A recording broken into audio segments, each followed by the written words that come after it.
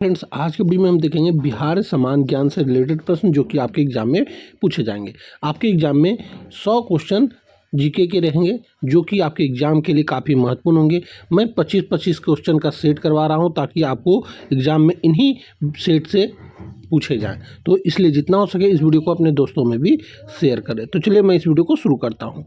आज का हमारा पहला प्रश्न है, बिहार का सबसे छोटा जिला क्षेत्रफल शिवहर किस प्रशासनिक मंडल का हिस्सा है? तो दोस्तों यह है तिरहुत का हिस्सा है। इस प्रश्न का आप व्याख्या देखेंगे कि शिवहर जिला जो क्षेत्रफल की दृष्टि से बिहार का सबसे छोटा जिला है, तिरहुत प्रमंडल के अंतर्गत आता है। इस प्रमंडल का मुख्यालय मुजफ्फरपुर में है, ये आपको याद रखना है। हमारा अगला प्रश्न है, बिहार की सबसे लंबी नदी गंगा राज्य के किस जिले से बिहार में प्रवेश करती है? तो यह प्रवेश करती है बक्सर से।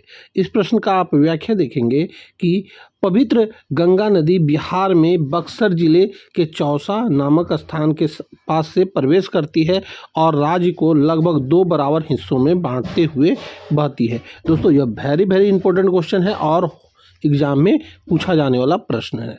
हमारा अगला प्रश्न है, 2011 की जनगणना के अनुसार बिहार का सर्वाधिक जनसंख्या घनत्व वाला जिला कौन सा है? तो दोस्तों यह है शिवहर। दोस्तों शिवहर जो है बिहार का अधिक जनसंख्या वाला घनत्व वाला जिला है। यहाँ पे आप व्याख्या में देखेंगे कि शिवहर क्षेत्रफल में सबसे छोटा होने के बावजूद जनसंख्या घनत्व के मामले में सबसे आगे है।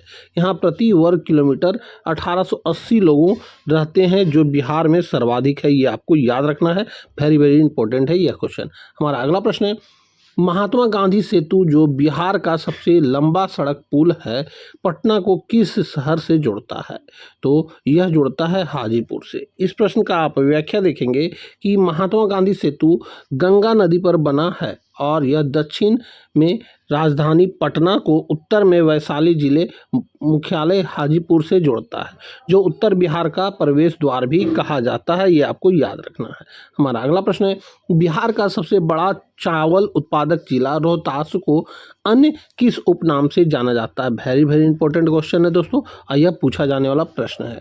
तो यह बोला जाता है बिहार का धान का कटोरा। इस प्रश्न का आप व्याख्या देखेंगे कि सोन नहर प्रणाली में से सिंचाई होने के कारण रोहतास जिले में धान की बम्पर पैदावार होती है, जिसके कारण से बिहार का धान का कटोरा कहा जाता है। हमारा अगला प्रश्न है, बिहार की सबसे ऊंची चोटी सोमेश्वर किला किस पर्वत श्रेणी का भाग है?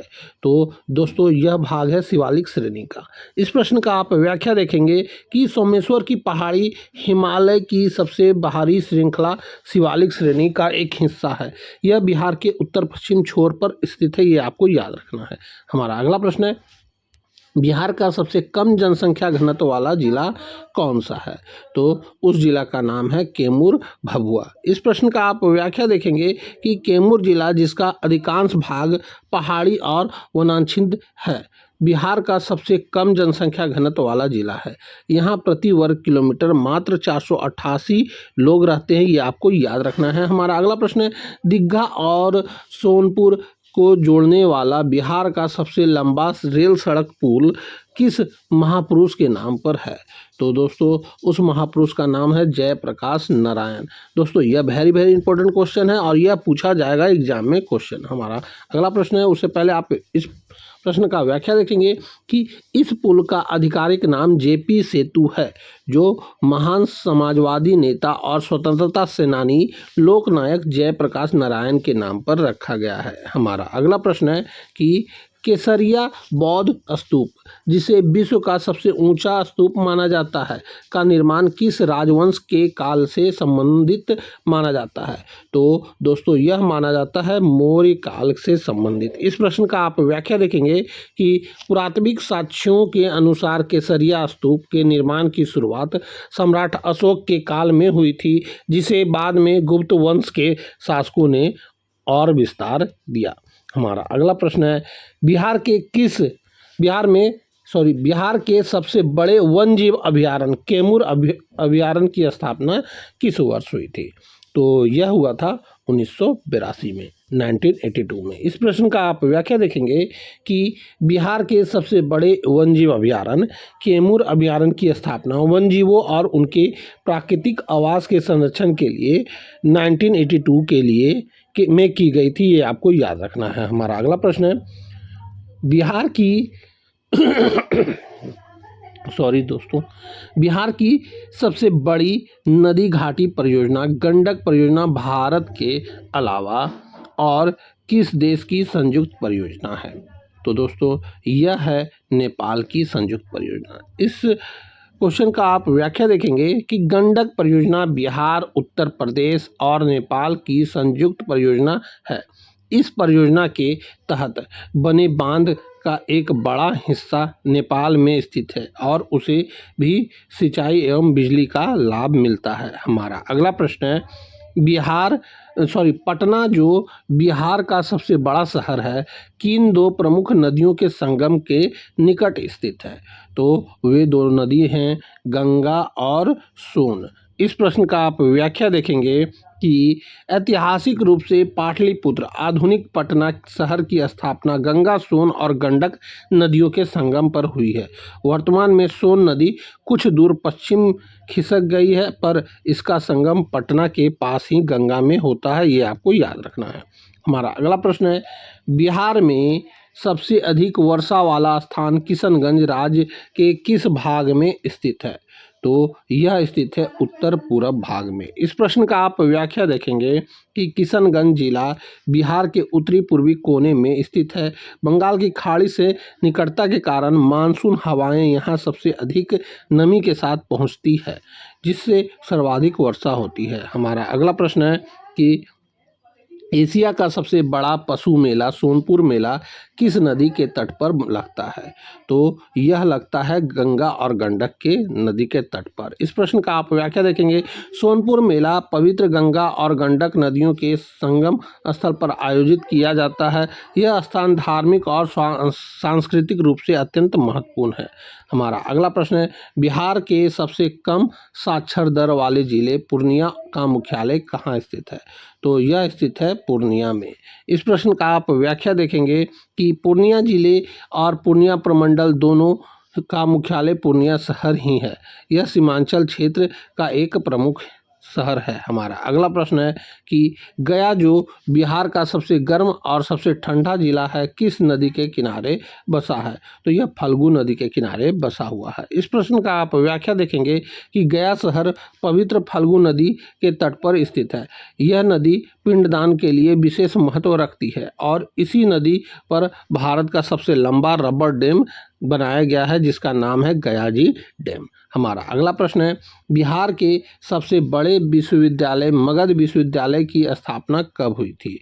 तो दोस्तों यह हुआ था 1962 में। इस प्रश्न का आप व्याख्या देखेंगे कि मगध विश्वविद्यालय बोधगया की स्थापना 2 मार्च 1962 को हुई थी।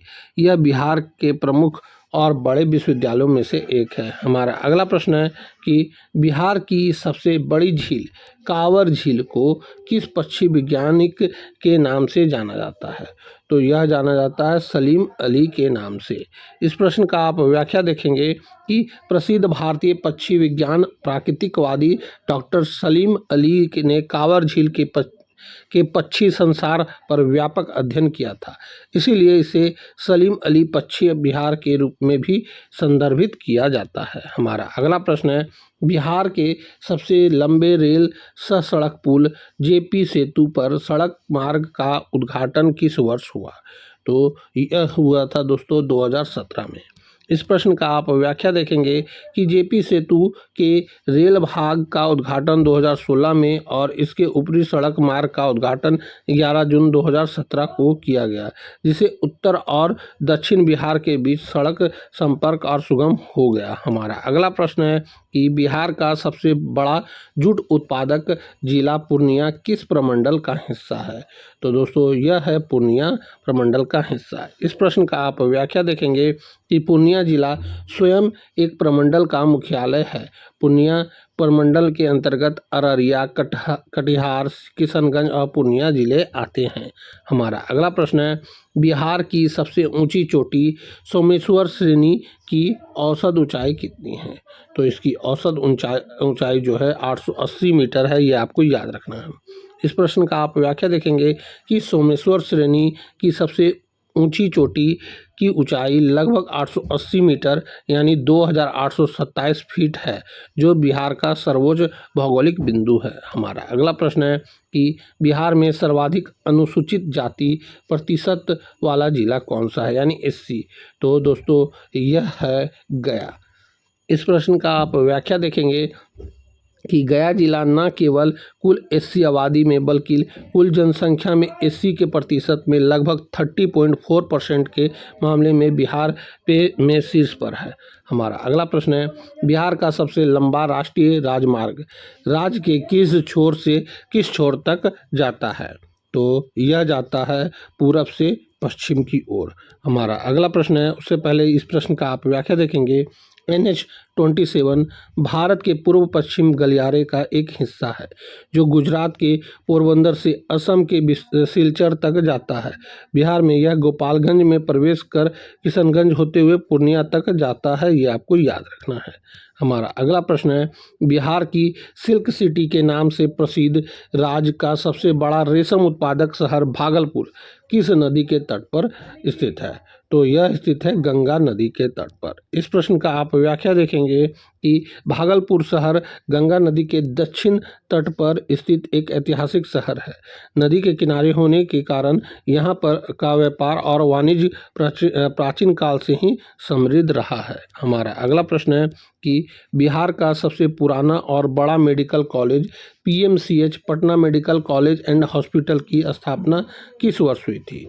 तो इसकी स्थापना हुई थी वर्ष 1925 में, 1925 में। इस प्रश्न का आप व्याख्या देखेंगे, पटना मेडिकल कॉलेज की स्थापना 1925 में prince of Wales medical college के रूप में हुई थी, जो इसे बिहार का सबसे पुराना चिकित्सा महाविद्यालय बनाता है। तो दोस्तों यहीं पे हमारा यह सेट पूरा होता है, जो कि आपको 25 क्वेश्चन बताए गए थे और ये काफ़ी अच्छे प्रश्न थे। इसमें से आपको आपके एग्जाम में लगभग 2 से 3 मार्क्स तक पूछे जा सकते हैं, इसलिए जितना हो सके इस वीडियो को आप अपने दोस्तों में भी शेयर जरूर करें। तो अब हम आपसे मिलते हैं अगली वीडियो में, तब तक के लिए जय हिंद, वंदे मातरम।